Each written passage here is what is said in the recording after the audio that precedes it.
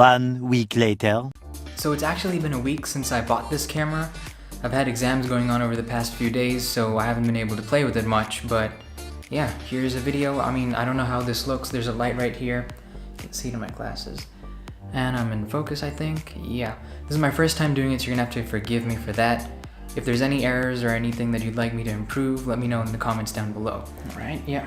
This is the camera that I used to have before. This is the Nikon D90. To see it right there.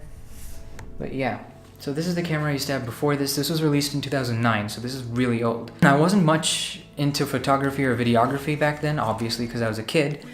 And so this is actually my dad's camera. When I got into YouTube and doing Lego photography, I needed a better camera. I've been using the iPhone 6s, which is my primary phone. Finally, to have this, I can't wait to see what I can make with it. I haven't actually showed you much of the camera, so I'm gonna have like a 360 degree around the camera.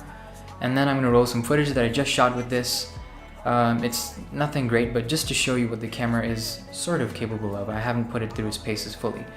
Yeah, I also need to stop looking up there, so that's something that I'll get used to, but yeah, all that out of the way, let's roll the footage. That I'm better off right here without you.